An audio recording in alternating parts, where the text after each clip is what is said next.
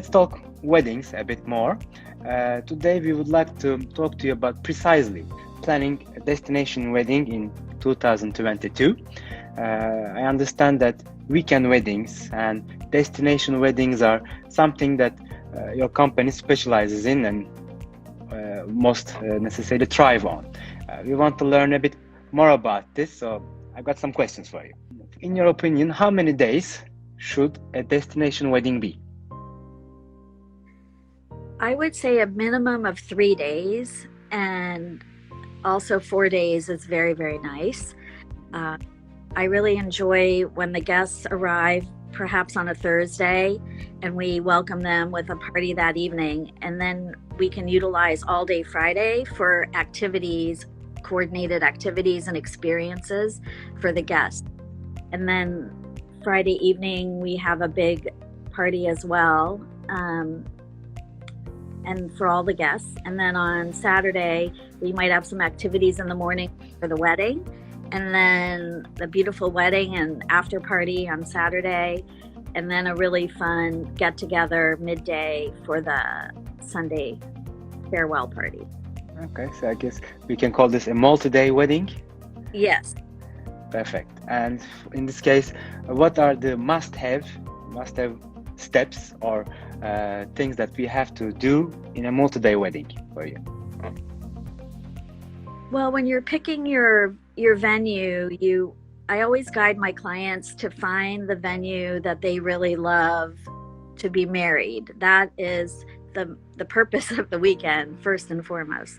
So once they've fallen in love with the venue and the location, then we can plan backwards and kind of work on the different activities in the area, the locations that might be fun for more casual parties, and kind of figure out what's important to them and research the area and make some suggestions. And you also gave some examples about rehearsal, dinner, the day before the party. I'd like you to go a bit more in detail to these steps and different type of mini events that we can have during this multi-day wedding. What are the most interesting things that we could organize for these different moments apart from the wedding day in terms of activities, visits? How can we keep all our guests entertained?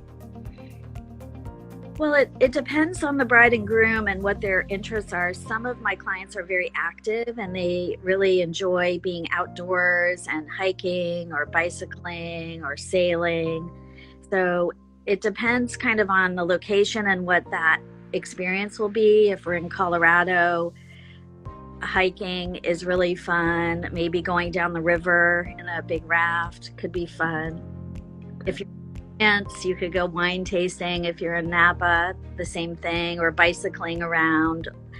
Maybe do a cooking class for people that enjoy learning from the locals on cuisine. So it totally depends, and we like to have a few different options for people to pick from, divided between the morning and the afternoon. So people that don't be physical, they could maybe go to cooking class.